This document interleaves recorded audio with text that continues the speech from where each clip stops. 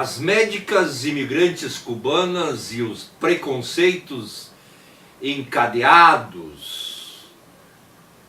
Muito se fala sobre isso, ou se falou sobre isso.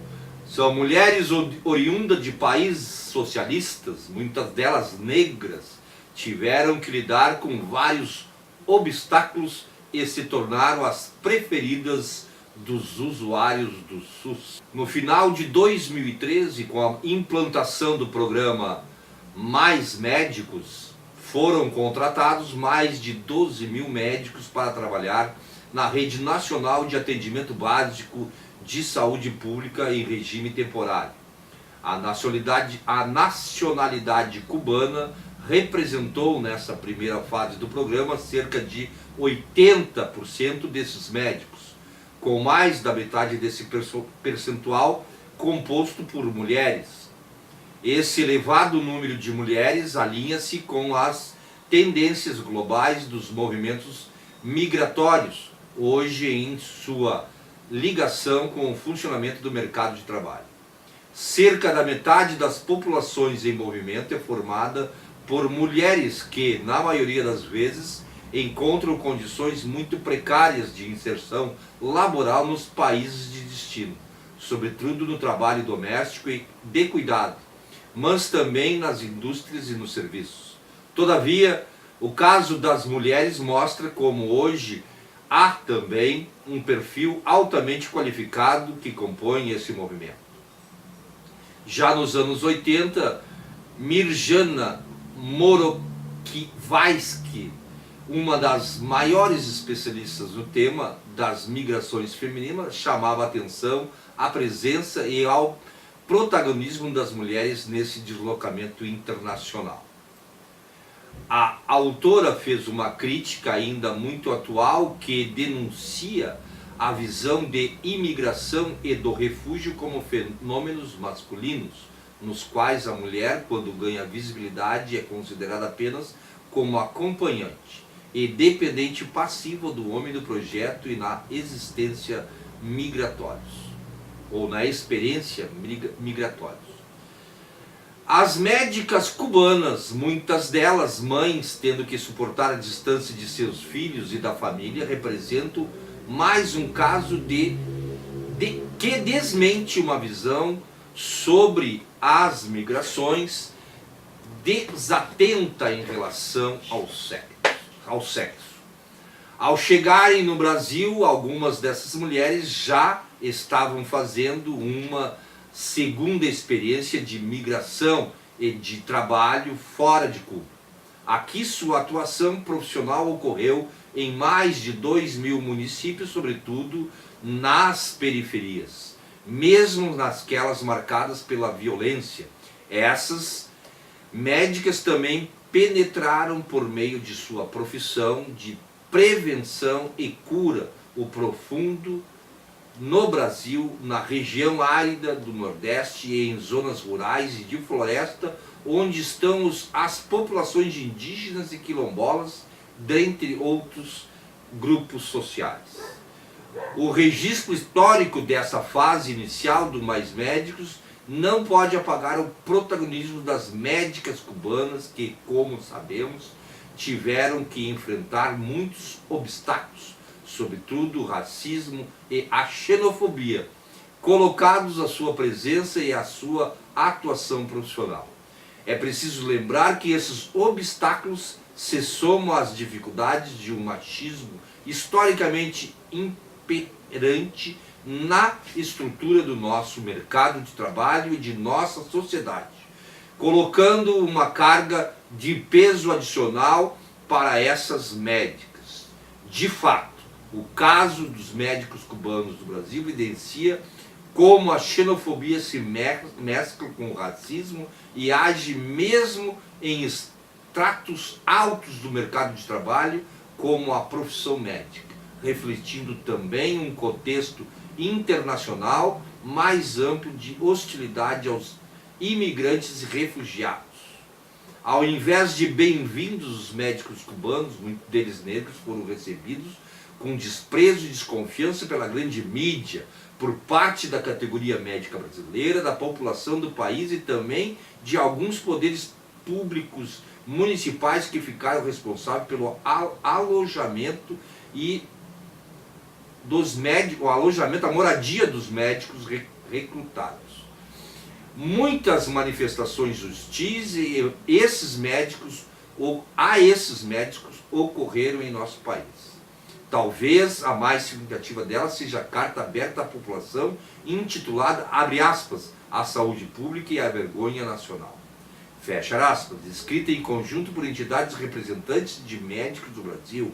A carta diz que a importação de médicos, abre aspas, simboliza a vergonha nacional. Fechar aspas. Pois expõe os brasileiros, abre aspas, a ação de pessoas cujo conhecimento e competências não foram comprovados, fechar aspas. A atuante campanha contra os mais médicos teve efeitos práticos contra os médicos cubanos.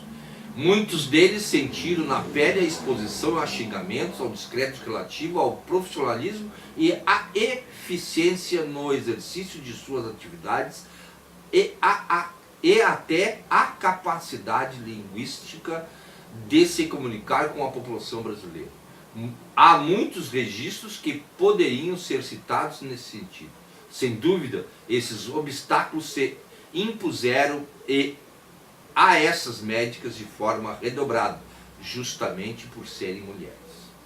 Essas médicas imigrantes sofreram, portanto, um encadeamento de preconceito e barreiras por serem imigrantes de um país do sul global, com um regime socialista, parte delas negras, que vivem aqui com uma renda muito inferior à média dos médicos nacionais, geralmente vivendo nas periferias onde trabalham.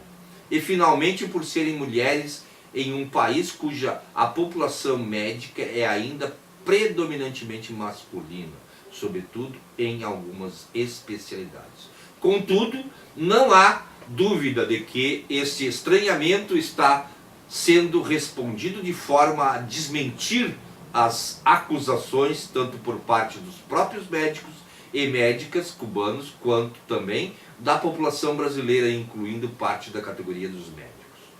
Depois de mais de 4 anos de chegada dos médicos cubanos no Brasil, o quadro quase se inverteu.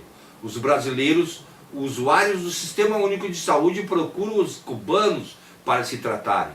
A aprovação do serviço desses médicos é muito alta e está sendo documentada por diversas pesquisas, comprovando a excelência reconhecida nacionalmente e internacionalmente e a extrema competência e humanidade desses profissionais.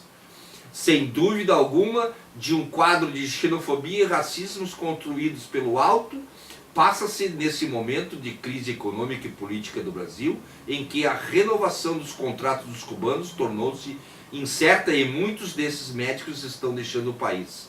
Há um contexto de protesto e um sentimento de enorme perda por parte da população usuária do SUS. Mais do que qualquer análise escrita sobre o tema, as imagens fotográficas de Araquém Alcântara, em seu livro Mais Médicos, já deixaram um registro dos caminhos profissionais percorridos por esses médicos e médicas no Brasil, que, embora repletos de obstáculos, foram sem dúvida acompanhados por relações solidárias, por uma prática profissional altamente qualificada e especial, pelo comprometimento humano com a população brasileira, independente de sua renda. Trata-se, lembremos, de uma vitória das médicas imigrantes que mostram sua capacidade de superar barreiras construídas e de serem aceitas no e pelo tratamento médico, ou seja, no seu ambiente de trabalho, que é essencialmente humano e prescinde na nacionalidade e do sexo para seu pleno exercício. Assina Patrícia Vilain, é pesquisadora de pós-doutorado do Departamento de Sociologia da Unicamp. eu quero mais uma vez declinar, né, o meu depoimento pessoal. Trabalhei com médicas e um médico cubano, e sei, vi e presenciei a sua prática, a sua técnica e o seu compromisso humanitário com a medicina coletiva. Fundamental, meus parabéns, obrigado por vir, deixar a sua família e vir atender o brasileiro e a brasileira aqui nessa terra tão explorada pelo capital estrangeiro.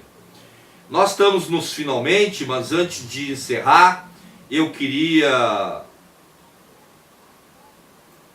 falar um pouco também aí sobre comunicação, né? E falar do Garotas do Programa. Quero falar aqui da Iris, da Paola e da Karen, né, que fazem na internet um programa divertidíssimo, sensacional mesmo. Parabéns aí para as garotas do programa fazendo o protagonismo feminino. Nosso Debates e Opiniões encerra com esse protagonismo. Também dando os parabéns para as mulheres deste Brasil, para as mulheres internacionalistas que defendem a saúde pública, defendem a humanidade entre as nações. Até o próximo sábado com o nosso Debates e Opiniões. E você fica com a boa música da Rádio Santa Isabel.